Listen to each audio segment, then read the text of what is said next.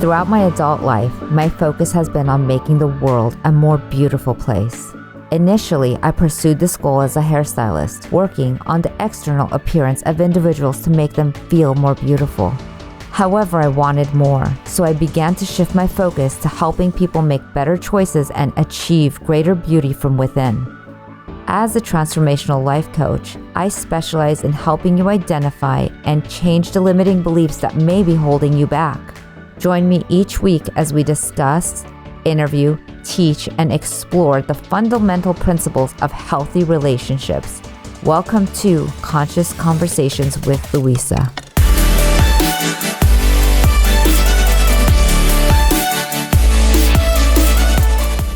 In today's episode of Conscious Conversations with Louisa, I'm speaking with Michael Desanti. Hello, everyone. I am Louisa Jovanovic, and we are here with Michael Desanti. He is a transformational leader. He was my coach. He is my coach, and he's an author and so much more. I am honored to get to share him with you guys today. Michael, please say hello and tell us who you are and what you do. Hello to you. It's great to see you and great to connect with you. And I love what you're up to. It's a great endeavor that you're doing. And I'm humbled and blessed to be part of it. Thank you. Yeah, I'm Michael Desanti. Like you said, I'm a transformational trainer. You were in, one or some of my classes, as a matter of fact, and I'm an author of a book, New Man Emerging. And I'm a men's fulfillment coach. That's one-on-one. And I also have a men's online coaching program. And then I also own a retreat company that takes people on adventures throughout development and growth-minded adventures, typically in Montana and Costa Rica. I love looking at the photos when you post them because it literally feels like, is that even real in this world? Where is that? And how was he able to capture that moment?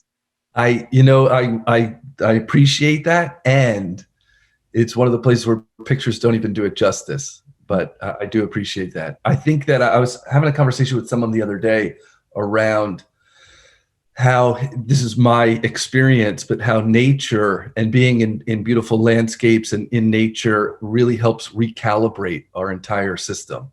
I think we're so hooked to screens and phones and calls and deadlines that it starts to wear on our psyche a little bit. But when we spend a lot of time out in nature, out in wilderness, it recalibrates us, I think, to a more of our natural setting. So every 90 days, I try to get out. My wife and I get out to some national park or some adventure in nature.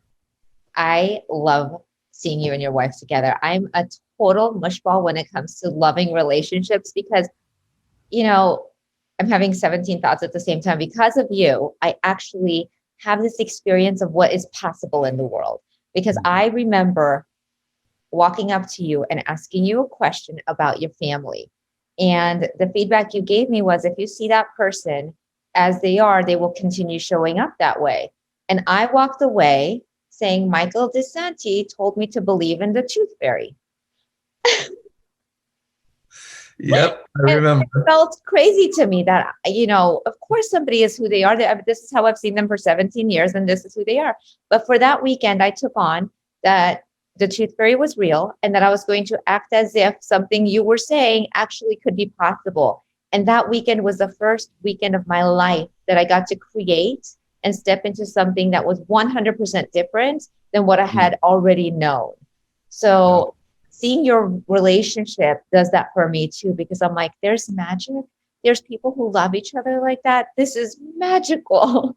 Yeah, it is true. I remember that question you asked me in between a break. Everyone was going outside and you asked me a question and I gave you my answer and you looked at me like, exactly that.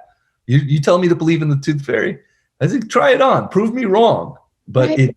We do it so often. I was telling you, I remember, this has got to be almost a year ago. Mm-hmm. But I was telling you that what we tend to do as human beings is we tend to characterize, meaning the way someone has shown up in history and in the past. That's how I always see them. But to the degree that we characterize people or like put them in a box, that's the only way they could really show up to us based on our own perception. So even if they act outside of that box, we won't even see it.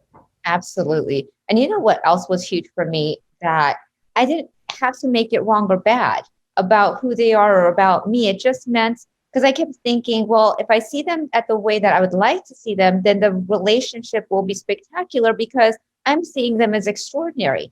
And that doesn't even matter because I got to just come from a place of everything is neutral and 100% perfect as it is. It doesn't have to be any different. That Yeah. was comforting. Yes, because, there's events in life and in phenomenon and consciousness that are happening all the time. And then we subscribe or ascribe our judgments and meanings to them. And the moment we do, we form conclusions, and then we get over focused on the conclusion that we made rather than simply, oh, events are happening.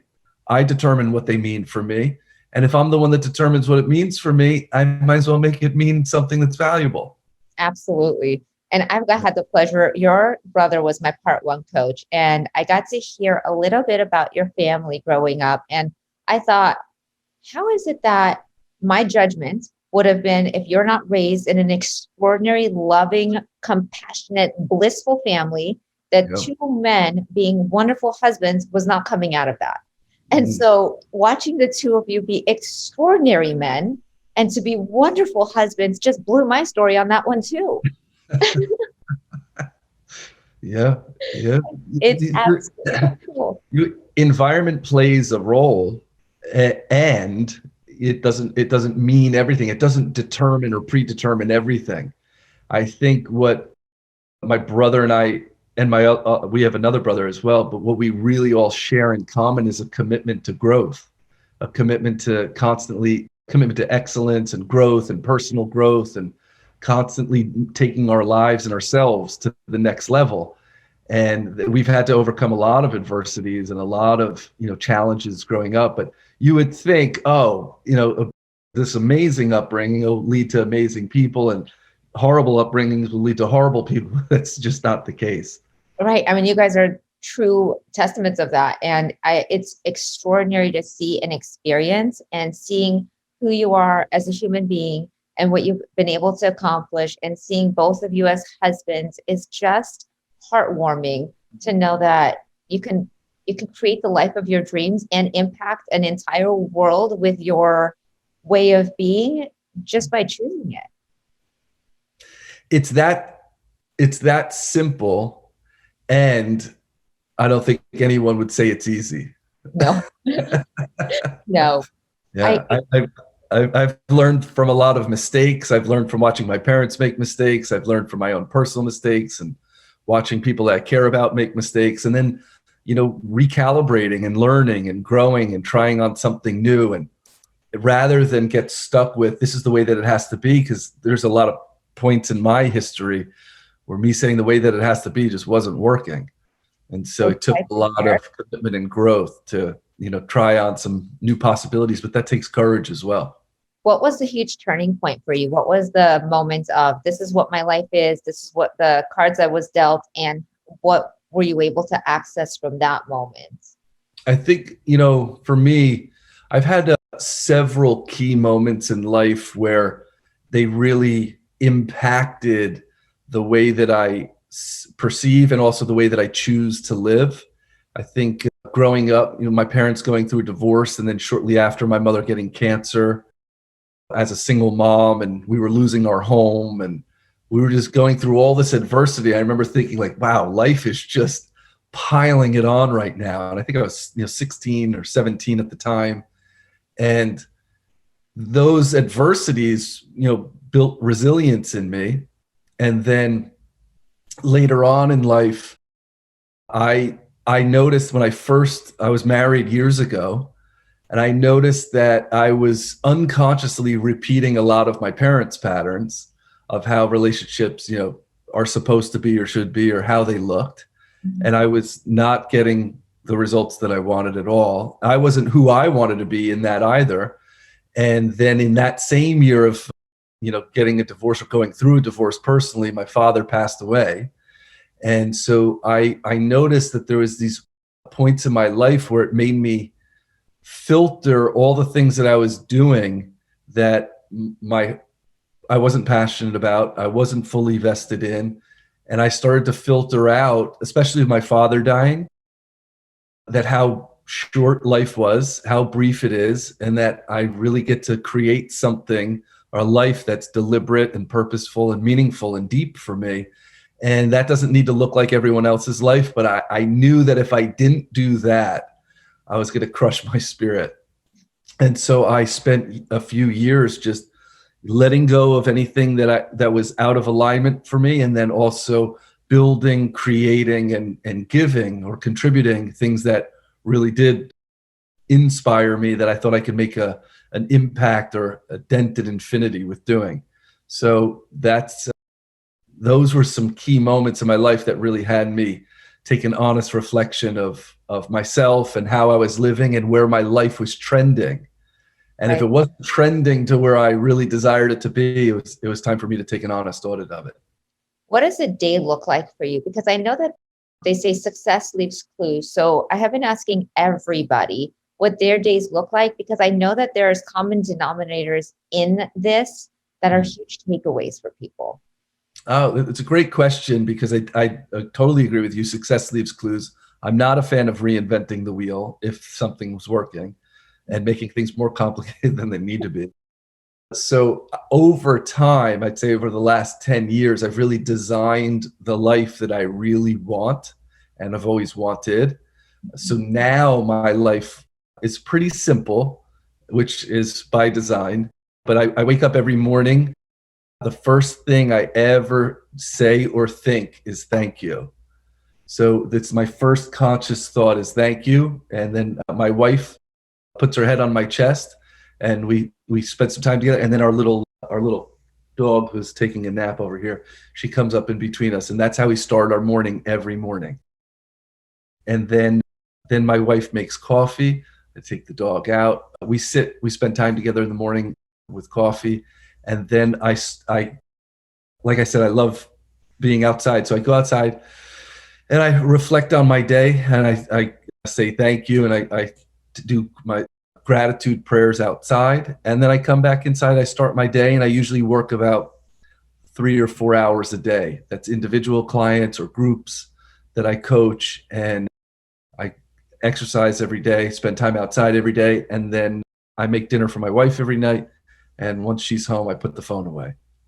I am in love with your life. That is that is the life I dream of.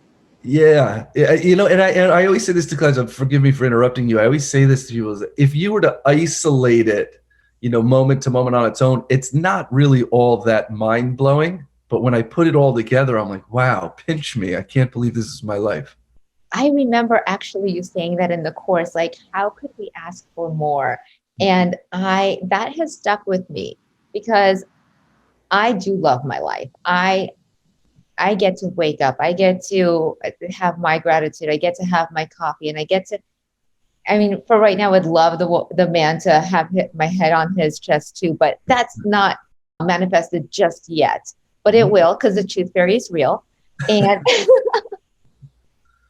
it will, but I love the feeling and the energy of my own life, having that experience without being 100% complete yet. Like, it's great that I cherish what I do have. Yeah. And I think that's incredibly important, because contextually, the place that we create from, I think Stephen Covey said it, be grateful for what you have while in the pursuit of what you desire. Yeah. But I think the component of that is be grateful and thankful for all that you have, or all that already is, because that makes a foundation worth building upon. And I say that in one of the courses that I teach my wife. I say it all the time: how dare I ask for more? And yet more keeps coming. Right. But I think it's because we create from a place that is thankful and grateful and abundant.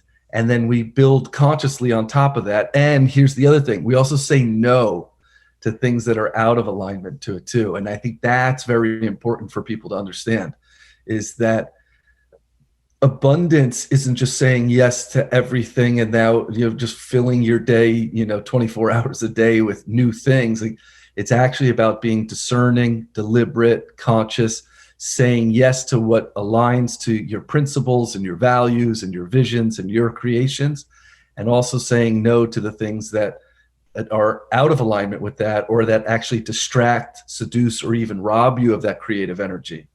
So there is that balance and harmony of the two. That was a huge nugget. That is absolutely huge. And you know what I have found of saying yes and no is when we're doing the work, it doesn't seem like difficult effort anymore to figure out which one is a yes and which one is a no. Before I would look, if I was having a conversation with you, I would look at your expression to, as I'm telling you something, to see if like this is okay or not. I now know what's okay for me or not. I don't need to wait to see if someone else accepts this is working or not. And that was huge. Yeah.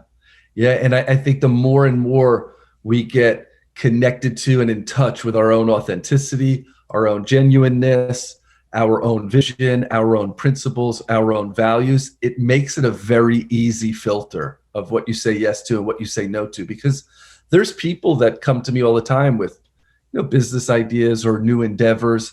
And I actually may even say, I love it. It sounds great. I totally support it. And I'm still a no. Right. Because I have other things that are in motion, or sometimes I say yes, but not right now. People forget that too. That's okay to say as well. I love it. Yes, but not right now until all of this comes to fruition. That's also really important. Huge, huge, huge. I hope everyone's sitting and getting these unbelievable moments of each and every little step, and conscious awareness of this creates where you get to even know your own yes and no. I mean, I just didn't know it. I really did come into this work not knowing it for myself. And it really does. It shows up when we're doing the work. And I'm so grateful to what you do. How did you end up being a transformational leader? I've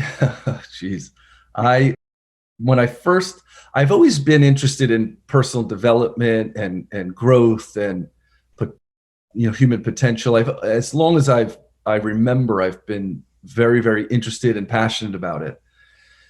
And then, like I said, when I was going through, so I was always like the book nerd. I'd always read about it. I always spent all this time, and I was like 14 years old reading like the Tao Te Ching and the Bible and all these deep spiritual texts. My mother at the time, like I think back on it now, thank God my mother was like, yeah, just have at it, whatever you want to do.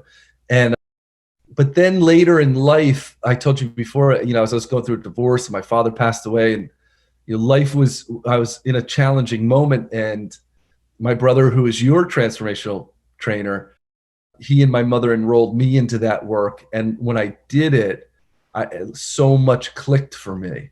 And then my trainer had said, I had shared a few times during our workshops and things like that. And my trainer, who became my mentor, had said, if you want, you could do this work. And I remember saying to him, I said, I'm flattered, but I don't like public speaking. I don't like being in the center of attention. And yet I saw the power and the potential. And so it had me really get over my fear of public speaking, my fear of, being the center of attention or in the spotlight. And so because I saw the potential and the power of it, and the more and more I got involved in it, the more and more clarity I gained. And then I said, like, this is what I want to dedicate my life to really inspiring people and empowering people to live a life that they deserve and desire. But it was a long road, and it took a lot of courage on my part. Now that I look back on it, I think, how did I ever live any other way? You are such a natural at it that if you had not shared the experience of not being comfortable in the beginning, I would just think, oh my God, this is like, it's in his bones, it's in his blood, it's who he is. How could he not? And I love when you do share that, because it does for myself, anything that was not my natural state and just was like, oh, this is going to be easy, I've got this. I mean, even in recording these, each and every single one, I have had growth and I have had experiences that I've gotten to take to the next one. And it has not been perfect, right? But I get to show up. And I look at you and I'm like, you get to make a difference in so many people's lives, and it's so inspiring. And you made a huge difference in mine. I just cherish the work that you do. And how did your book come about? Where did that come from? Wow. I had one of my favorite authors is an author, Neil Donald Walsh. He wrote a book called Conversations with God. And I read his books growing up. They made a big impact on my worldview. And I gave that book to my now wife years ago. And she had found that he could be our coach. So he was actually our coach for a little bit. And I remember right before we started coaching with him, I woke up in the middle of the night and I had just some inspiration and I couldn't go back to sleep. So I went into my office and I started writing a little bit, went back to bed. The next night it happened again. And then the next night it happened again. And so my wife in the morning was like, why do you keep going into the office in the middle of the night? And I said, I don't know, but these words are coming to me. And I read it to her, what had come to me. And she said, you need to write a book. And my first reaction was like, I'm not writing a book. I'm too busy to write a book. And then that night we went to visit my mother and she said, read your mother what you wrote the last 3 nights. And I read it. And my mother said, you need to write a book. And I said, it wasn't really in my spectrum at the time.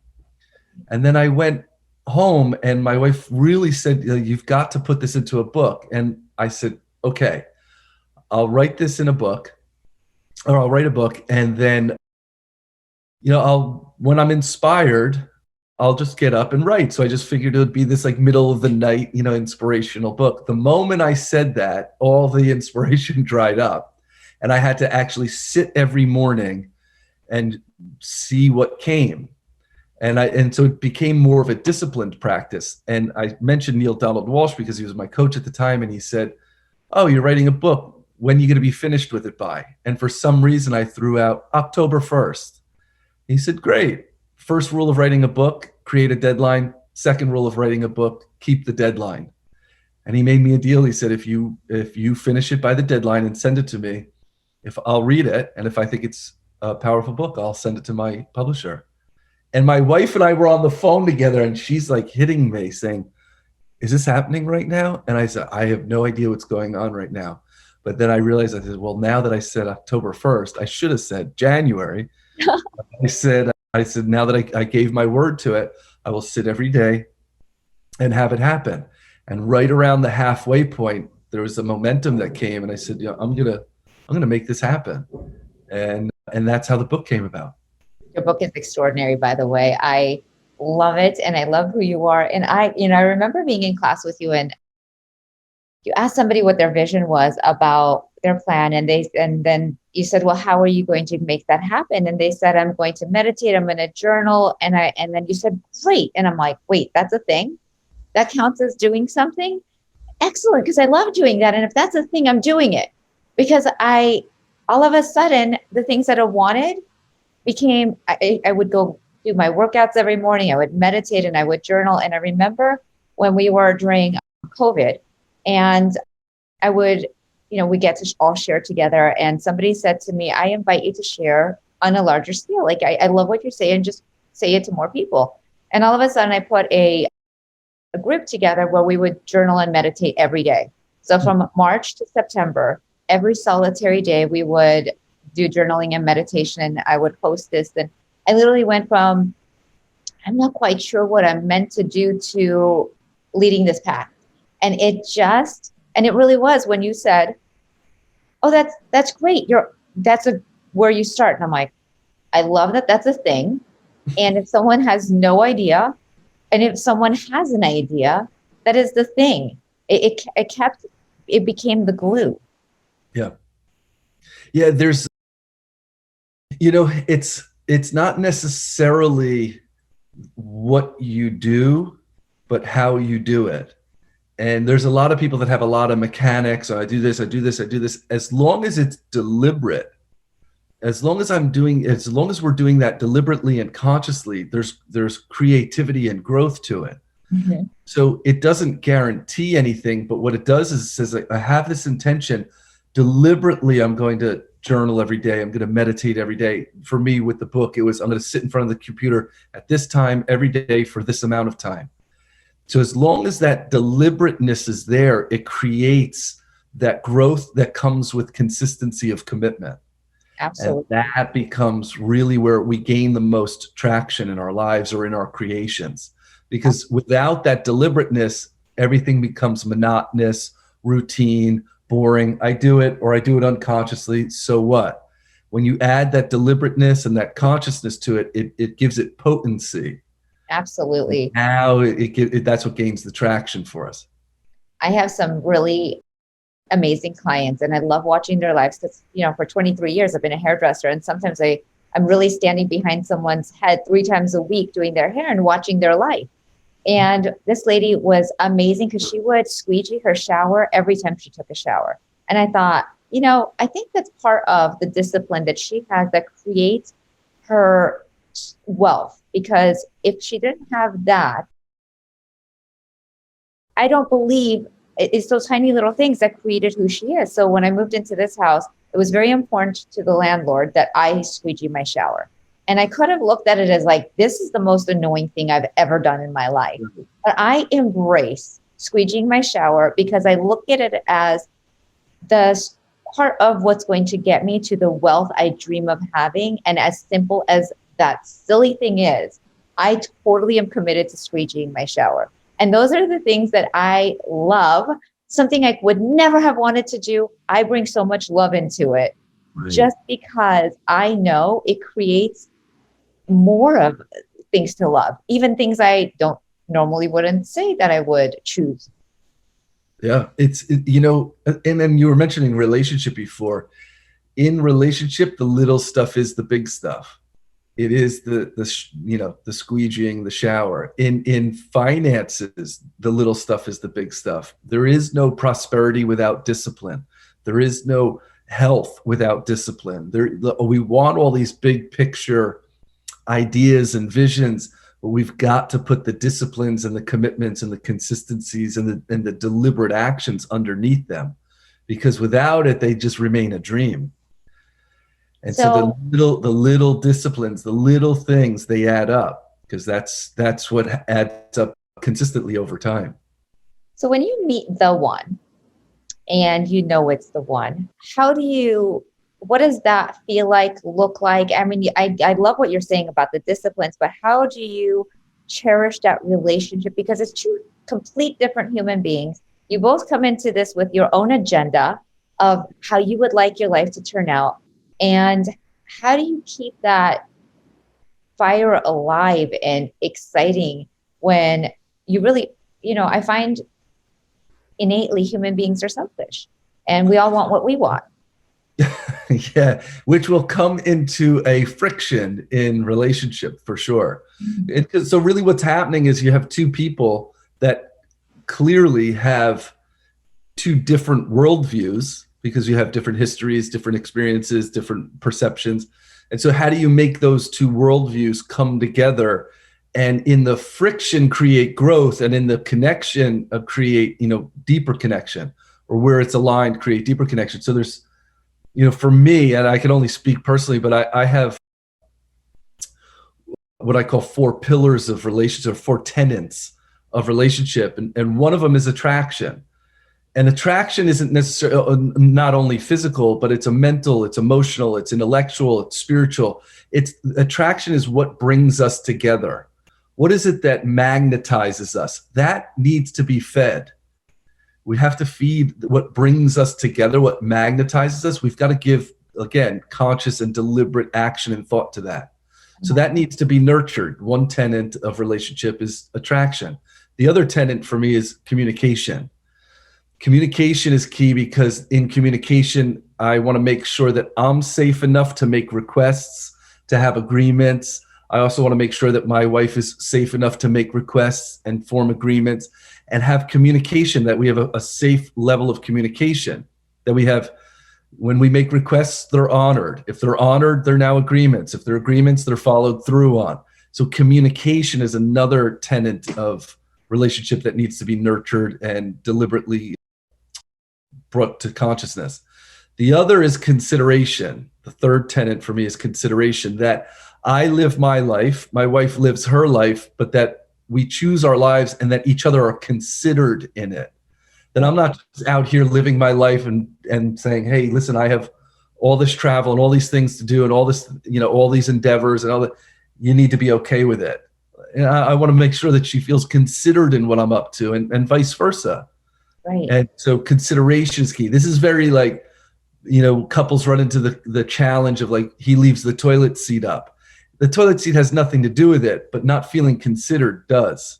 Right. So consideration is another tenet. And then the fourth tenet of relationship for me is aim, that we actually are aligned and aimed and headed or trending in the same direction. Not that we're always at the same pace, because in any long-term committed relationship, your pace is going to change. Sometimes I'll be ahead and my wife will be behind, and sometimes my wife will be ahead, I'll be behind. Pace isn't as crucial as aim. Are we aimed in the same direction? Do we want the same things? Are we up to the same things? Are we trending towards the same things?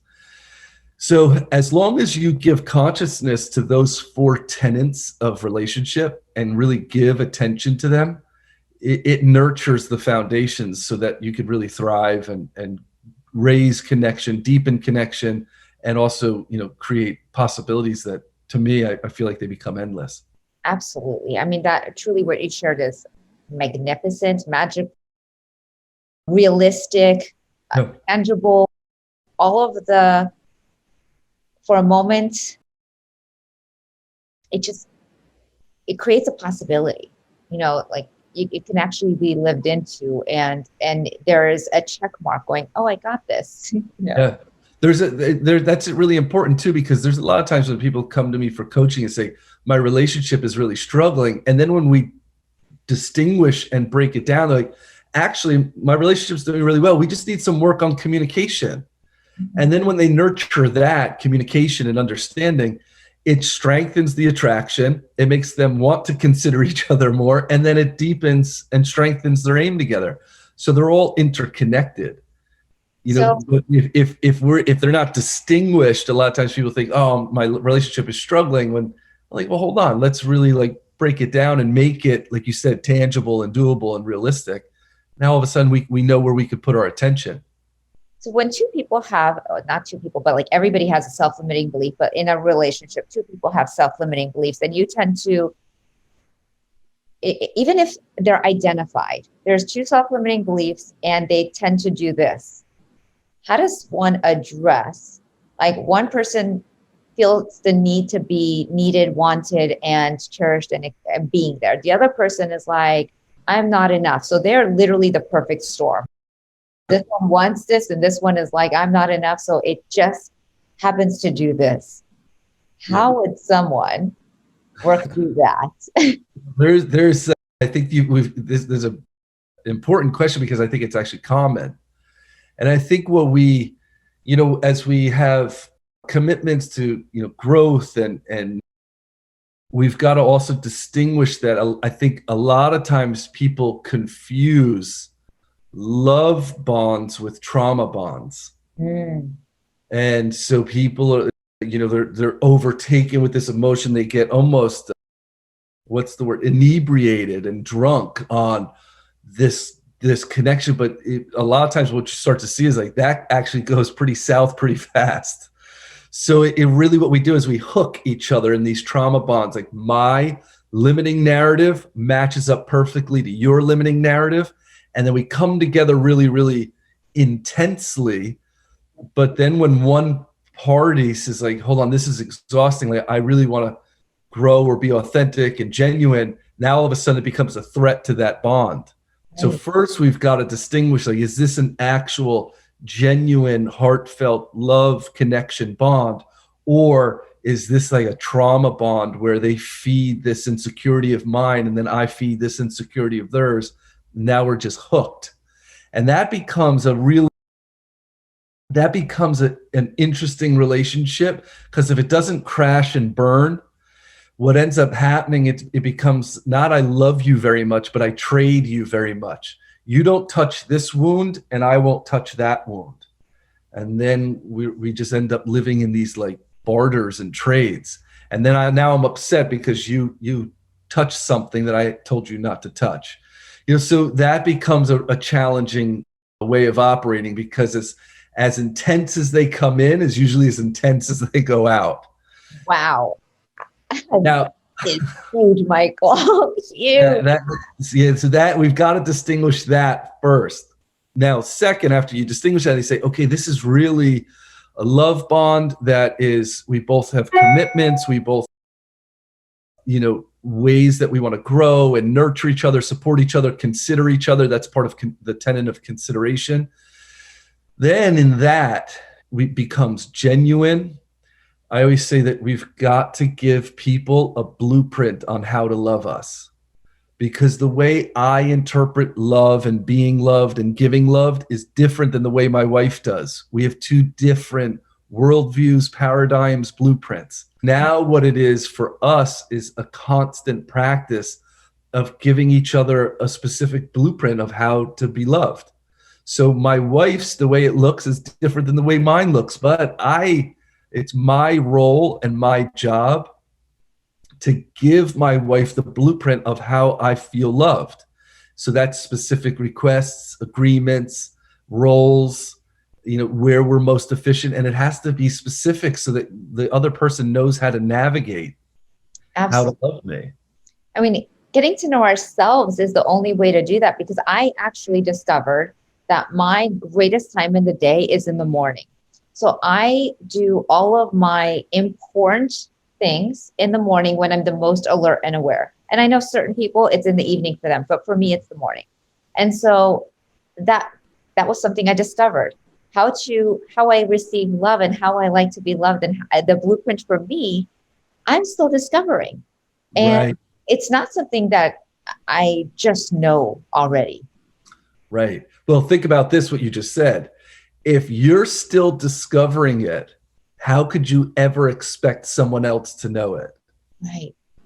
So it's actually on me to understand my own self, then to communicate it. Right. And we too often people especially in relationships think it's not. I always think of it this way: it's not your job to have people live up to your standard. It's your job to clearly communicate your standard, and then choose how you're in relationship with that person. But I can never expect anyone to know my blueprint if, number one, I'm still discovering it, and number two, I never communicated it. Right. That's an impossibility. And that's where that idea of the fastest way to kill joy and relationships is have expectations. Absolutely. Because I'm now unconsciously or sometimes consciously withholding the rules of the game. I'm not going to tell you them, but I will tell you when you break them. And that is a recipe for disaster. Right. Speaking of, it really made me think of areas where I knew what I didn't want and wasn't sure what I did want, and what I kept getting was more of what I don't want. And so recently I did the most beautiful meditation and the most beautiful journaling of what is it that I do want and not what I don't want. And as I was writing, it felt so good, so good. And all of a sudden it came to life what I did want. Right. And that's and based on the tooth fairy being real, I know I can manifest that. Well, yeah, because what you do there is you're giving a clear blueprint to yourself and to your life.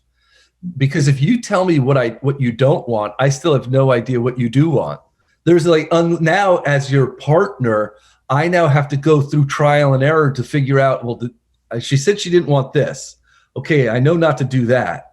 But that leaves me with this whole other spectrum of possibility. Now I've got to go through and check off all the ones that she also doesn't want until I get to the one that she does.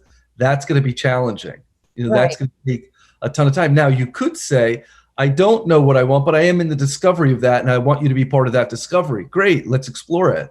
Now we form a partnership there, but it's a lot easier to give someone a blueprint of this is what I know of myself.